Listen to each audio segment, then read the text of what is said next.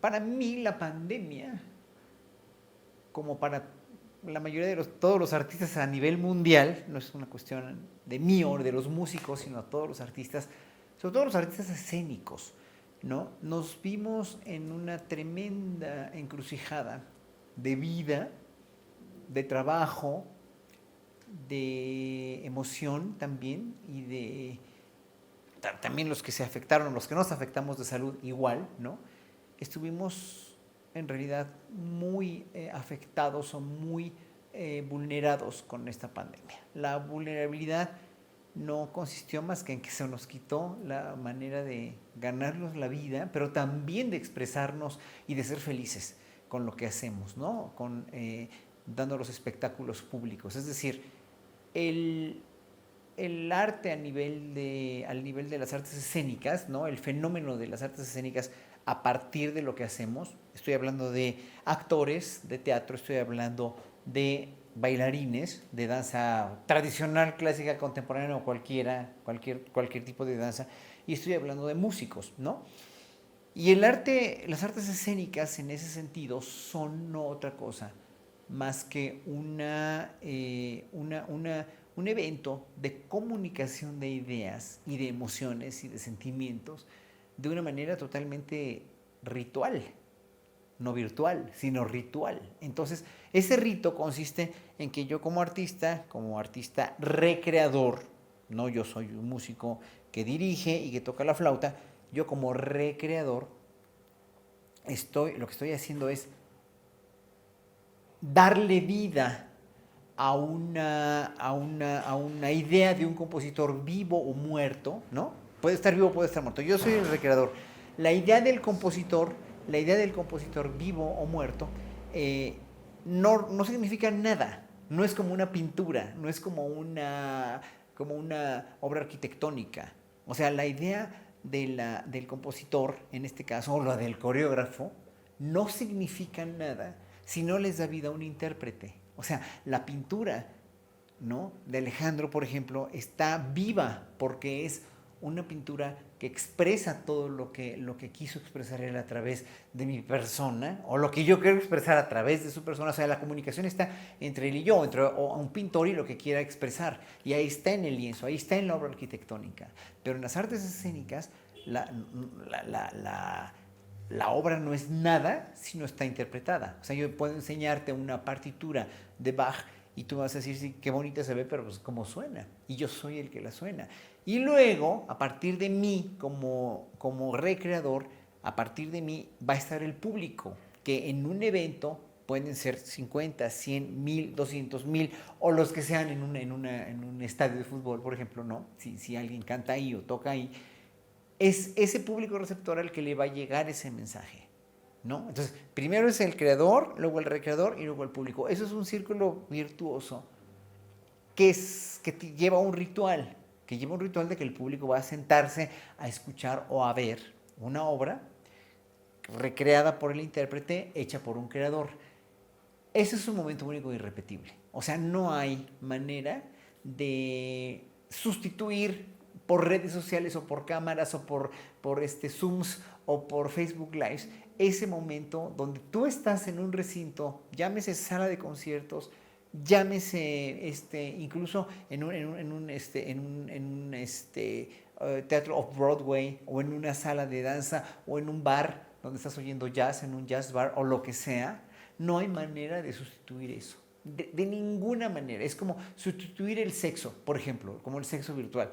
No existe. O sea, sí, es un paliativo, pero no es no es una forma natural o normal de hacer las cosas, ¿no? Entonces nos vimos limitadísimos en ese ritual, porque no es nada más el hecho de que te aplaude el público, o sea, es el hecho de la comunicación, ese momento del concierto, ese momento de la, de la función de danza, de la obra de teatro, es único e irrepetible. Incluso un lector puede leer una obra de teatro de Shakespeare o de Oscar Wilde, por ejemplo, pero cuando está representada es en verdad también otro fenómeno, ¿no? Esa vida que le da la presencialidad, ¿no? La presencia al fenómeno artístico, pues nos lo quitaron con la pandemia. Y obviamente va a ser muy difícil recobrar otra vez esa normalidad porque sigue habiendo olas, sigue habiendo COVID-19, seguirán habiendo virus y seguirá habiendo control de esto. Sí, por bien de las personas, sí, soy convencido de que las vacunas y de todo esto puede ayudar y coadyuvar muchísimo. De hecho, pues sí, la tercera ola no ha sido tan letal como fue la segunda en México, pero en un momento dado sí tenemos que ver cómo vamos a hacerle para poder no nada más sobrevivir, porque podemos sobrevivir, pero no es nada más una cuestión financiera de los artistas, que está también devastada, obviamente, pero es la cuestión de hacer lo que tenemos que hacer y de tener nuestra misión en la vida cumplida a partir de lo que hacíamos antes, cómo llegarle al público, cómo hacer que ese evento trascienda a partir ya de una disminución de público, obviamente de una disminución del 30% en las salas de concierto, en las salas de danza o en las salas de ópera, donde sea, bueno, pues tratando de sobrevivir así, o sea, hacer 3, 4 funciones diarias en vez de una o en vez de 2, ¿no? Para que entre más gente, no sé, hay muchas maneras, ¿no? Y obviamente, pues las instituciones que albergan la cultura, las que son los sponsors, los mecenas, los patrocinadores de la cultura, pues tengan a bien considerar esto también. ¿Cómo te imaginas el mundo pospandémico? Así yo el mundo pospandémico me lo imagino de una manera total y absolutamente controlada, mucho más controlada en todo, o sea, mucho más teniendo los cuidados de los protocolos, nada más, hasta que ya no haya nada más una vacuna, sino un medicamento que hayan inventado específicamente para curar esto y ya esto pase a la historia. Pero va a haber más pandemias, o sea, a partir de una pandemia sí, obviamente, ¿no? Se van a suscitar otras más, pero no, esperemos que no tan graves y esperemos también que no sea este peligro de contagio como lo hay con el coronavirus. A finales de marzo de 2020 diste la noticia de que dabas positivo a COVID y se corrió inmediatamente. Yo recuerdo que fuiste prácticamente la primera figura pública artística que dio esta noticia. Obviamente a todos nos preocupó y fue regresando de una gira a Nueva York. ¿Qué te implicó en términos físicos y emocionales enfrentar un nuevo virus, una nueva enfermedad y que además implicaba que estaba comprometida tu respiración, que es el motor de tu carrera artística? Mira, cuando yo estaba en Nueva York dando una gira, cuando empezó a diseminarse el COVID en Italia. Empezó a entrar en Italia, en Europa y en Irak. Irán e Italia eran los países con más índices de COVID. El neoyorquino promedio, ¿no? Que se siente el dueño del mundo, que está en el centro del universo, decía siempre, no, pues aquí no nos va a pasar. Y en todo el día transmitían noticias sobre el COVID, ¿eh? O sea, todo el día, pero la mayoría de la gente decía, claro que aquí no va a llegar, ¿no? Está muy lejos, o bueno, pues, y nunca guardaron protocolos de nada, hasta que el día 10 de marzo, Ghebreyesus, ¿no? Dio la noticia de que sí se convertía esto en una pandemia. A partir de ese día ya la gente se empezó a ciscar, pero antes nunca tomábamos precauciones, o sea, en verdad nadie estaba en Nueva York, nadie estaba pendiente de que iba a llegar rápido, ¿no? Excepto, tú veías algunos orientales nada más con un cubrebocas, pero eran de 100 personas era uno, ¿no? A partir de que se declara el 10 de marzo, perdón, del 2020, la pandemia a nivel mundial, el día 11 clausuraron todo. Y el día 12 fue el último concierto que se dio, fue el concierto que di yo en Lincoln Center, y a partir de ahí ya no se dio nada, ya estaban cerrados todos los cines, teatros, Broadways, etcétera, etcétera. Yo llegué el día 13 de marzo a México y el 15 empecé a desarrollar síntomas, entonces obviamente me contagié allá. ¿Dónde? Pudo haber sido en un tren, pudo haber sido en una bicicleta, porque usaba yo la bicicleta como medio de transporte para irme a los conciertos, y puede haber sido que, claro, estás en la bicicleta, te tocas la cara y pues ya te contagiaste, ¿no? ¿Dónde fue? Pues ahora sí que no sé, pero sí fue en Nueva York. Entonces, al llegar a México y ser uno de los primeros casos detectados hacia el veintitantos de marzo, ¿no? Estuve en el hospital porque estaba con una infección, estaba yo en un proceso infeccioso, según el doctor, ¿no? Pero ya cuando me vio a la siguiente semana, que fue la semana del 25 de marzo, pues me vio tan mal de fiebre y todo, me mandó a hacer estudios, me guardaron en terapia intensiva porque estaba yo con una neumonía. en ese sentido, en ese entonces no se sabía todo lo que implicaba, o sea, estaban muy en pañales aquí, ¿no? O sea, era la gran noticia, pero yo fui uno de los primeros pacientes, el primer paciente en ese hospital, y por fortuna mi saturación de oxígeno, aunque yo tenía neumonía, que era causa, yo estoy seguro que eso fue causa de una otra tos que no se me quitó desde noviembre del 2019, que también pesqué en Nueva York, y que había estado así como a plazos, ¿no? Y que no se quitaba bien hasta que pues, se me complicó con el COVID, me dio mucha tos, llegué al hospital, me vieron mi saturación de oxígeno, que estaba perfecta, que estaba a 95, 96, 97, pues me mandaron a mi casa y vine aquí finalmente a la casa a aliviarme del COVID, ¿no? Perdí olfato, perdí gusto, bla, bla, bla, o sea, lo que todo el mundo le pasa, ¿no? Fui de los primeros que se enteró de que eso de la disgeusia y la anosmia le daba a la gente más joven y después vieron que no, pero dije, bueno, pues yo no estoy tan joven y me dio, ¿no? Entonces perdí gusto, perdí olfato, me dio fiebre, seguí con la tos y en 3 semanas pues, me recuperé. Entonces sí me dio miedo porque obviamente dices, híjole, o sea, ¿cuáles van a ser las secuelas, no? O sea, ¿cuáles van a ser las consecuencias de, ¿no? Y en un momento dado, pues sí tenía mucho cansancio, sí tenía, obviamente era mucho más el agotamiento al tocar, pero no perdí capacidad pulmonar, por fortuna, o sea que eso ya pasó a la historia, ¿no? Y eso ya tiene más de un año. Obviamente estábamos todos ansiosos esperando las vacunas, ¿no? Pero sí, o sea, el hecho de que hubiera tanto negacionismo al principio de que esto era pues una cuestión para manipular a la gente, pues no me parece. Y luego lo de las vacunas, que bueno, sí, obviamente no es una cuestión fácil, pero pues en 10 meses hicieron una vacuna express que todavía estamos en la tercera fase de investigación, que finalmente pues no sabemos, pero por lo menos esto ha salvado a muchísima gente países, en todos los países, a que no se saturen los hospitales de gente que se está muriendo, ¿no? Porque yo sí conozco gente no tan joven o joven o muy mayor que sí se murieron con el COVID, obviamente. La gran mayoría de las personas en esta pandemia ha referido que a partir del encierro y todo este cambio de paradigma prácticamente se han reencontrado consigo mismos, tuvieron más tiempo, más, no sé, algún proceso de soledad que no habían vivido. ¿Tuviste oportunidad de reencontrarte con algo de ti, un aspecto de ti que no habías captado antes de la pandemia? Mira, mucha gente se dio cuenta a partir de la pandemia, o nos dimos cuenta de todo el tiempo que perdíamos en ir y venir, en desplazarnos, sobre todo en una ciudad como la Ciudad de México, pero en todo lo que perdíamos en acciones que no venían al caso en un momento dado, y nos dio por la introspección y nos dio por, sí, ver series de Netflix y lo que tú quieras, pero a mí me dio por estar en mi casa y hacer lo mismo que hacía antes sin desplazarme. Es decir, yo nunca dejé de dar clases a mis alumnos del conservatorio en línea, ¿no? Me acostumbré a dar clases en línea, que fue un aprendizaje muy grande el dar clases en línea.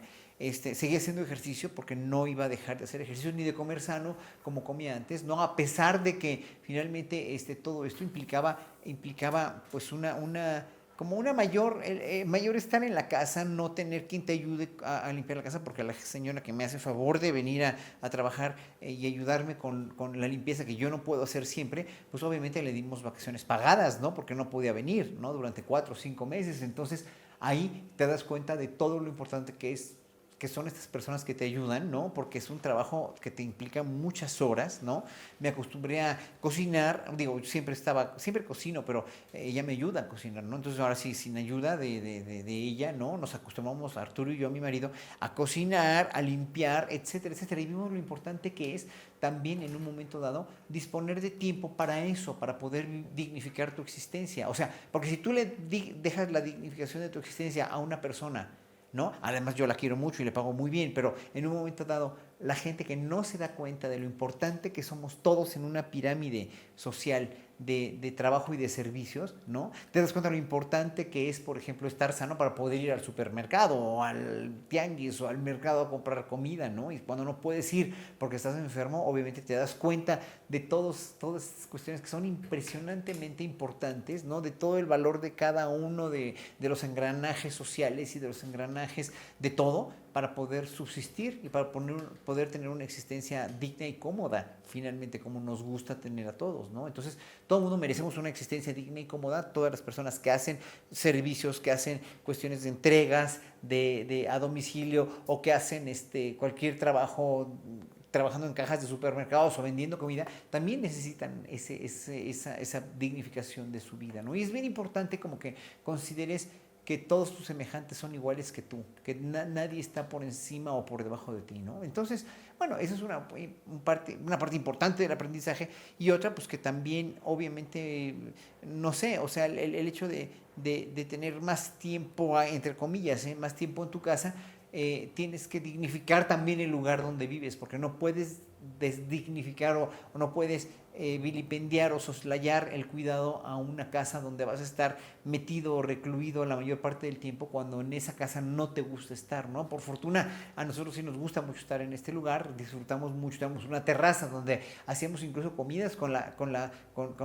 les decimos los lunes de las viejitas, porque venía la mamá de Arturo, mi marido, y la tía, y venían cada lunes y las subíamos a la terraza para que no se contagiaran, hasta que ya las vacunaron, obviamente, y ya, o sea, sí teníamos convivencia con gente con sana distancia, sobre todo al principio de la pandemia. Incluso ellas comían afuera y nosotros en la puerta, ¿no? En el portal, para verlas, ¿no? Pero, o sea, lo importante era idearte cómo no perder el contacto humano, y además fue muy bueno en México, muy, muy bueno, que las autoridades no pusieran toques de queda ni pusieran restricciones de libertad de movimiento, porque vieron que tampoco iba a ayudar en nada, ¿no? Los criticaron mucho por eso, pero no iba a ayudar en nada. O sea, en la primera ola no ayudó, ni en la segunda tampoco, ¿no? Lo que vieron que mundialmente ayudó a no haber más incidencias de letalidad fue, pues, con la vacuna, obviamente. Entonces, yo no entiendo cómo hay tanta gente que niega el valor de la vacuna como medio de prevención.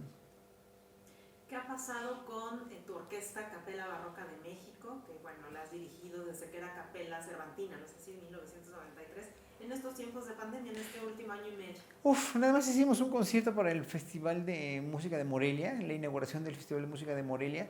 Hicimos aquí algunos ensayos, todavía no estaba convertido en bodega la mayor parte del estudio, pero en realidad no hicimos más que eso, ¿no? O sea, de 150 conciertos al año que tenía yo en 2014, como tú bien mencionas, ¿no?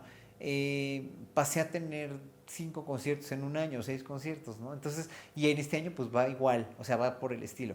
No me importa, pero lo que, obviamente, cuando haya oportunidad de volver a reunirnos, nos volveremos a reunir post pandemia, y si no hay oportunidad tampoco me voy a morir. O sea, yo lo que quiero en ese sentido ya es tener, con la pandemia lo que aprendí también es a no querer apresurar cosas, o no querer forzar cosas, o no querer tener más de lo que quieres tener. Si la orquesta barroca se da muy bien, y si no se da también. La prisa, ¿no? El impulso es el ímpetu, es la estamina de tener algo que quieres hacer, ¿no? Un proyecto que quieres hacer. Pero obviamente no voy a forzar, porque no le voy a pedir nada más al gobierno, porque nunca le he pedido nada, ¿no? No les pedí nada y no les quiero pedir, porque además tienen otras prioridades. Hay que comprender también eso. Pues en la entrevista anterior quería preguntarte cuántas personas conforman Capella Barroca de México y qué instrumentos tienen, porque sé que son instrumentos originales de la época, y no solamente es ejecución, sino también apreciación e investigación del barroco. Bueno, es variable, pero son alrededor de 6, 7, 8 violines, 2 violas, chelos, 2 chelos, un contrabajo, el clavecín, a veces hay guitarra barroca y tiorba, ¿no? En muy contadas ocasiones hay oboes, ¿no? A veces invito a una trompeta, de repente son alrededor de 16 cantantes, ¿no? Y nada más, así que sí es un grupo bastante numeroso, dijéramos, para mantenerlo a partir de... O sea, necesitamos un presupuesto bastante, no uno grande ni fuerte, porque no cuesta tanto, pero obviamente, te digo, la gestión de presupuestos ahorita está muy en veremos, no nada más en México, en todo el mundo. O sea, todo el mundo está quebrado con esto, ¿no? O sea, hay que apretarse el cinturón.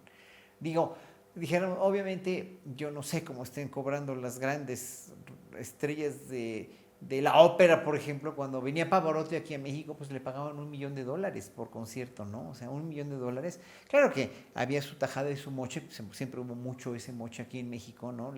Los moches y la corrupción siempre han estado hasta en la música clásica, pero pues cobraba $1,000,000, ¿no? O sea, obviamente yo no creo que haya quien cobre $1,000,000 ya por concierto, a menos que se los pague ¿cómo se llama? El dueño de Microsoft, ¿no? Se me fue el nombre. Bill Gates o el otro, el dueño de los Teslas, ¿no? Y los que van a la luna, los que van al espacio exterior. Exactamente. ¿Cómo te gusta que suene el barroco, Horacio? A mí me gusta que suene el barroco con la imagen sonora original del barroco. Es decir, cuando vemos una pintura barroca o vemos una arquitectura barroca, pues tiene su total sello y su total y absoluta correspondencia a los ideales estéticos de esa época. Pues el barroco igual, tenía una concepción estética de la música, no nada más al manufacturarla, sino también en hacerla, y eso se llama imagen sonora. ¿Qué es la imagen sonora? La imagen sonora representa toda la serie de instrumentos, implementos y maneras con las cuales la música barroca fue hecha en el siglo XVII, en el siglo XVIII, ¿no? Y que finalmente es lo que aprendemos los especialistas en esta música, cómo sonaban y cuáles son los artilugios e implementos que necesita un instrumentista para poder hacer sonar esa música, que no es ningún secreto ya, que es simplemente algo muy lógico y que viene o que proviene de la naturaleza misma de los instrumentos. Recientemente te escuché, creo que fue a principios de agosto, en un evento de Cancún virtual tocando a Telemann, a Bach, estuviste tocando 4 danzas yaquis, música maya, y sabemos que tocas música medieval, renacentista, jazz. ¿Hay algún género que no sepamos que tocas, y no necesariamente porque no lo quieras dar al público, sino que últimamente estés explorando, que sea algo inédito, algún género, música rock, no sé? Fíjate que no, no. Pero sí me gustaría, he hecho rock también, o sea, he hecho palomazos con gente de rock y con gente de blues también, ¿no? Con Real de 14. Incluso hice una grabación de disco con ellos, pero no,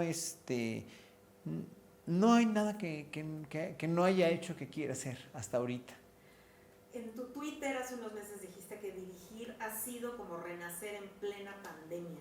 ¿Por qué declaraste esto? ¿Cómo has crecido como director en estos? Bueno, dirigí en la Sinfónica del Estado de México, hicimos un programa muy padre en noviembre, y pues sí, fue como renacer. Ahorita estoy ensayando también con la Orquesta del Politécnico, que tocamos el viernes en un festival en Teciutlán, Puebla, y ayer en el ensayo, el escuchar a los músicos tocar, aunque sea con cubrebocas, ¿no? Pero el escuchar a los músicos ensayar y llegar al recinto y escuchar y luego tocar con ellos, pues es como renacer, porque dices, híjole, es que de veras es lo que a mí me gusta, ¿no? Y la semana pasada, ¿cuándo fue? Que di un concierto en vivo también, ¿no? En Zacatecas, ¿no? O sea, en verdad me puse a llorar de emoción porque dije, es que esto es lo que quiero hacer, o sea, para esto vivo. Y el público estaba ahí en la iglesia, ¿no? En la catedral en la iglesia de Guadalupe, ¿no? El concierto fue hecho para el Museo de Guadalupe, pero, o sea, allí estaba la gente, o sea, es ese fenómeno que expliqué al principio, que es tan importante, de un fenómeno de socialización, de comunicación, de ideas y de expresión de emociones, que no puedes, o sea, te das cuenta de lo importante que es el público para ti, ¿no? Y para el momento del concierto es único e irrepetible, es así algo maravilloso, es como procrear un hijo, o sea, la gente que tiene hijos me entenderá, ¿no? Es como el momento de la concepción, así, ese momento es único e irrepetible, o sea, ya estás embarazada y ya se va a formar una nueva vida en ti, como mujer y como hombre también, que le diste vida a ese ser, y vas a procrear un hijo. Es más o menos así, es un fenómeno igual de intenso, o sea, cada concierto. Tú no puedes desdeñar cada concierto, y por eso hay tanta infelicidad en muchos artistas, o había tanta infelicidad cuando se quejaban de sus trabajos o de sus ensayos, que les daba hueva ir a los ensayos, ¿no? O a los conciertos, y no, pues ahora sí ya ladran de felicidad, aúllan de felicidad y lloran de felicidad cuando están en el ensayo y dices, qué padre, ¿no? O sea, es que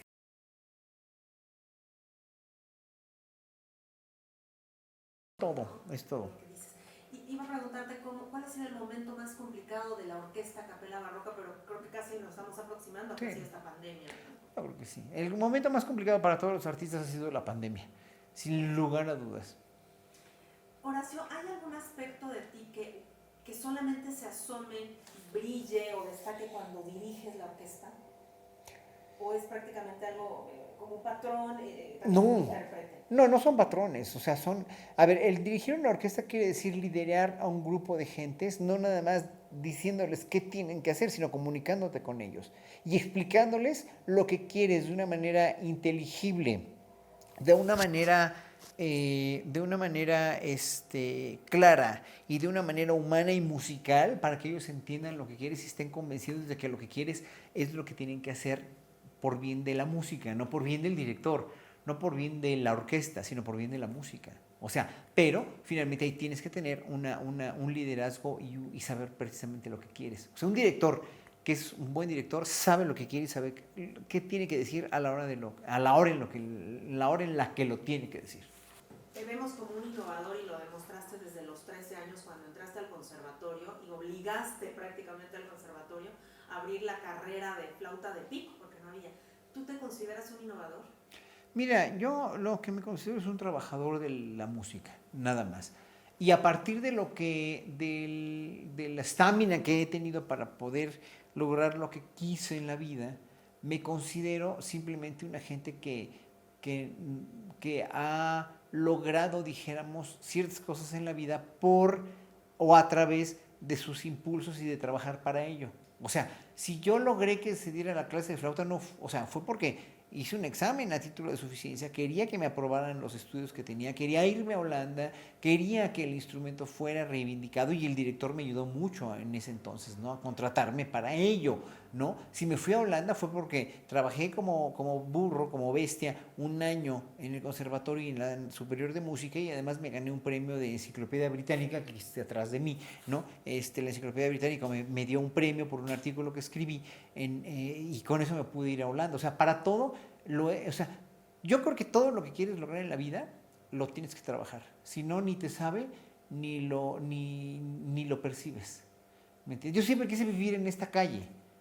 Siempre, desde hace mucho, no nada más porque estudié en la ciudad del mismo nombre, de la calle, sino porque siempre me gustó, dije, qué bonita calle con muchos árboles y que circular, nada más. Y como mi mamá trabajó de sirvienta por estas calles cuando llegó a la Ciudad de México en los años 30, ¿no? Entonces, obviamente, siempre me gustó mucho porque mi mamá nos traía a ver las casas donde había vivido, ¿no? Entonces dije, qué bonito vivir aquí, ¿no? Entonces luché y lo logré vivir aquí, pero tuve que trabajar mucho para vivir aquí.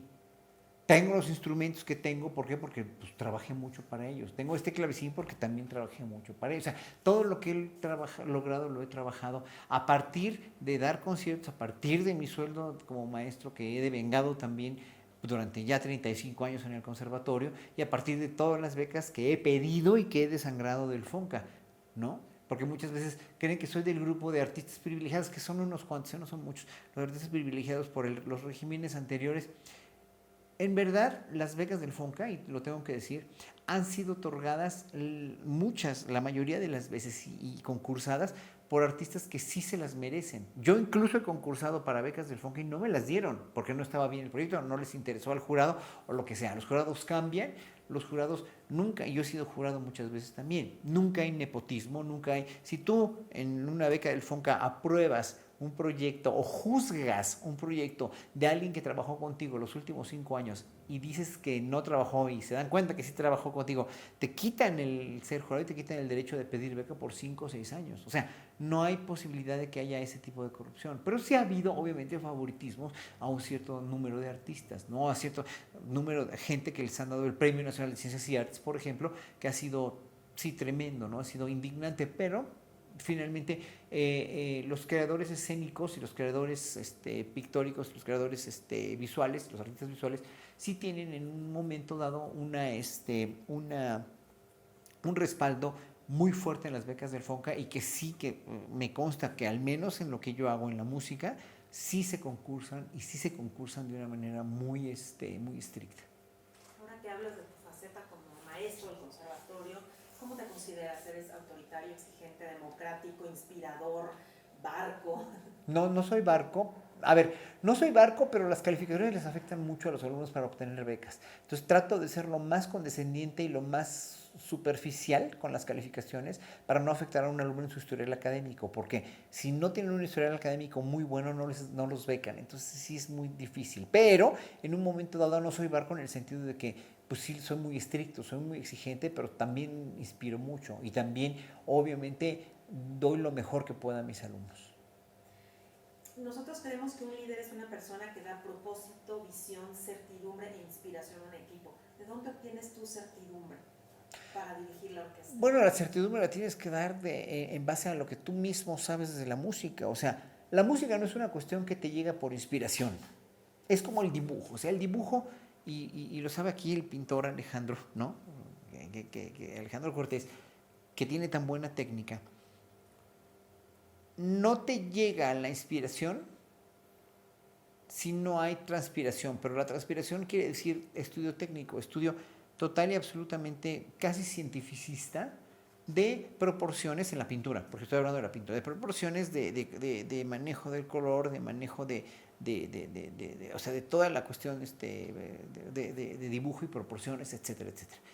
Que sé poco de eso porque no soy pintor, pero en la música, de todo el conocimiento científico que sí hay a partir de la construcción musical, del escudriñamiento de la arquitectura y de la ingeniería a partir de una partitura. O sea, si la música occidental es música clásica es porque se aprendió o se le inventó un lenguaje escrito hace 1000 años y a partir de ese lenguaje escrito se le intelectualizó de una manera total y absolutamente vertiginosa a partir del siglo XI. Entonces, a partir del siglo XI, la música clásica se convirtió en una música totalmente arquitectónica, de diseño y planeación a partir de esquemas que ellos mismos se formaron, y esos esquemas son los que se tienen que estudiar en una escuela de música.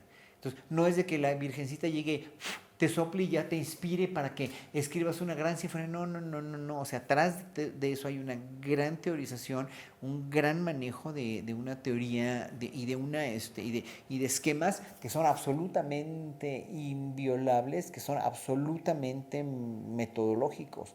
Entonces, a partir de ahí, un director de orquesta, o un director, o un maestro, o un músico, tiene que saber todos esos implementos muy bien y conocer aparte bien la técnica de su instrumento o la técnica de su voz, y aparte saber lo que está haciendo. Si no, hay mucha gente que no es en ese sentido solvente en esas cuestiones de arquitectura e ingeniería musical, y son muy buenos cantando y son muy buenos tocando, pero en un momento dado se les nota, porque son como el perico, dicen lo que saben, pero no saben lo que dicen. Y saber lo que dices, o sea, es bien importante, porque decir lo que sabes hay muchos, ¿eh? A Pavarotti le echaban mucho eso. A Pavarotti, como no sabe leer música, obviamente tenía una gran voz y todo, pero Pavarotti era un genio musicalmente hablando, ¿no? Y le echaban mucho a sus detractores de que pues, no podía leer, y no es cierto, yo lo dudo eso, ¿eh? No sé bien, pero yo lo dudo. Pero hay muchos artistas, mucha gente que hace o sea, hace la faramaya de ser director, ¿no? Y no tiene ese conocimiento profundo y teórico que tiene, y pues son fuegos fatuos nada más, ¿no? Porque obviamente, aunque un director nada más mueva las manitas muy bonito y no sabe qué decirle a la orquesta, pues la orquesta simplemente se burla de ellos, ¿no? O, por eso, tienen que estudiar muchos años y saber perfectamente lo que el código musical les dice, les tiene que decir.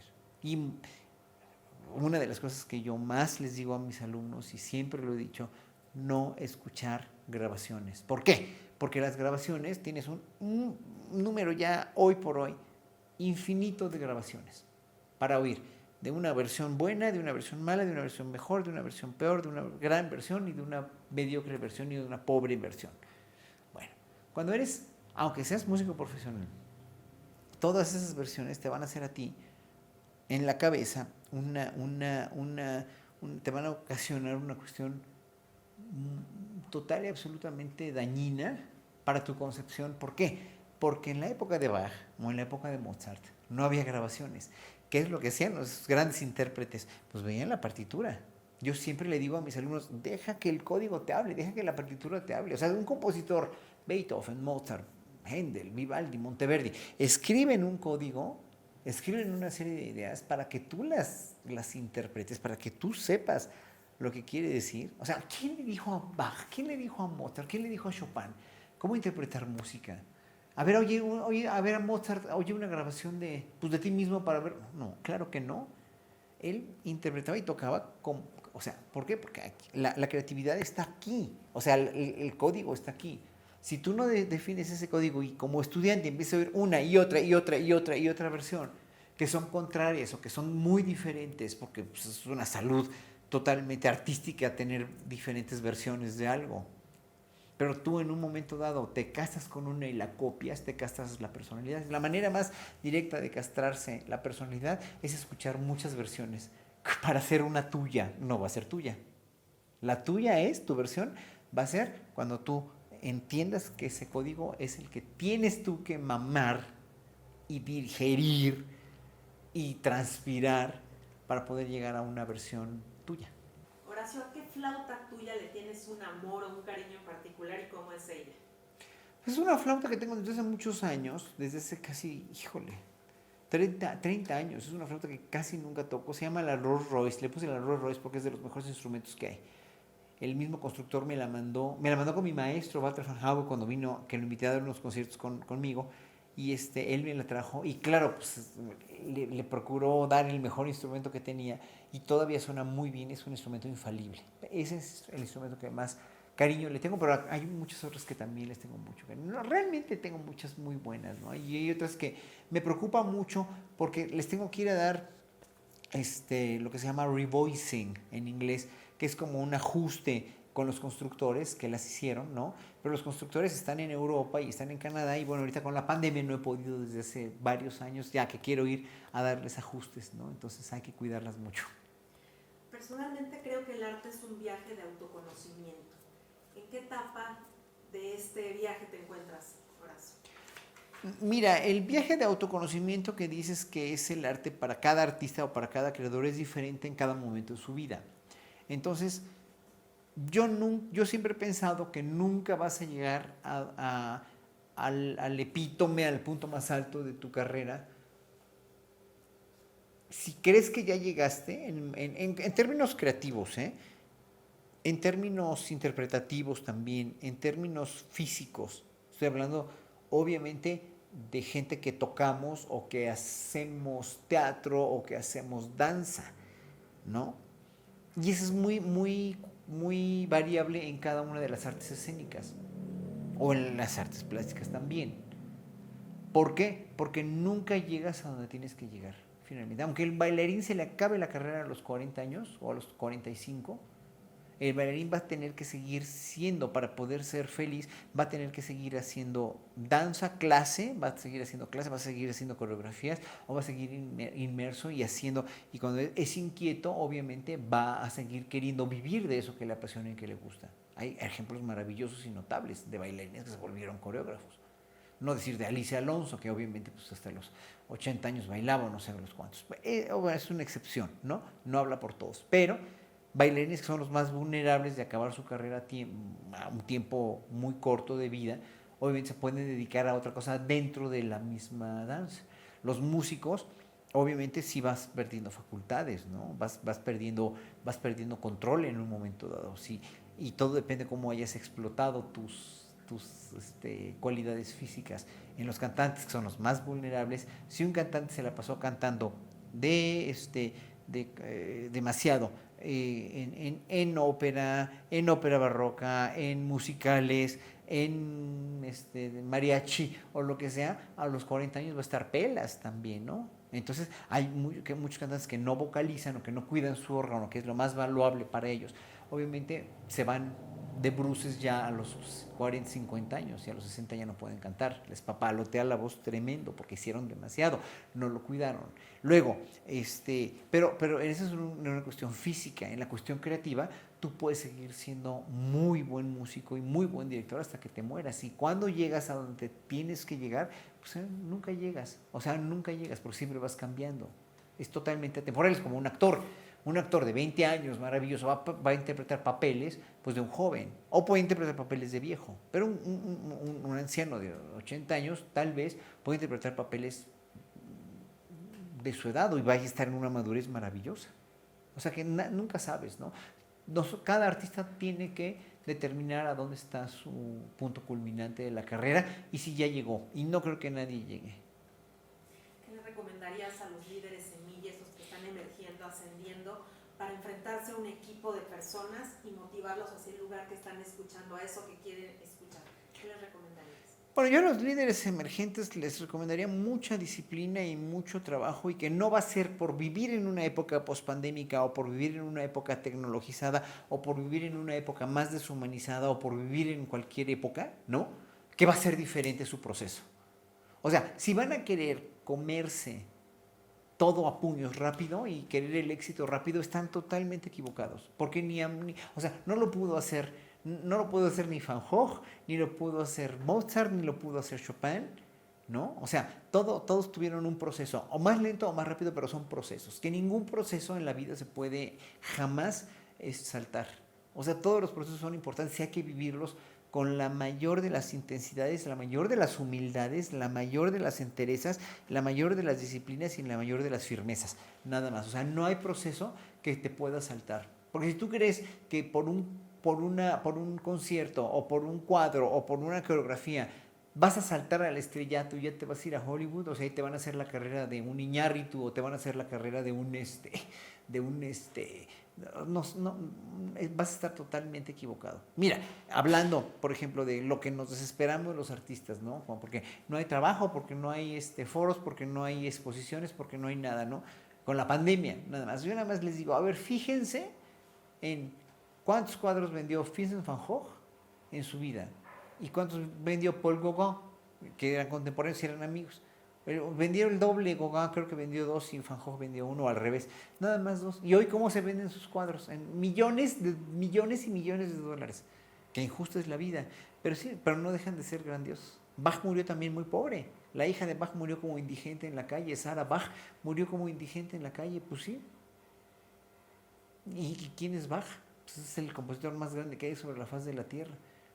Y siempre fueron pobres, compositores ricos y famosos. O sea, famosos sí, podían ser muy famosos, pero no eran ricos, ¿eh? No eran ricos.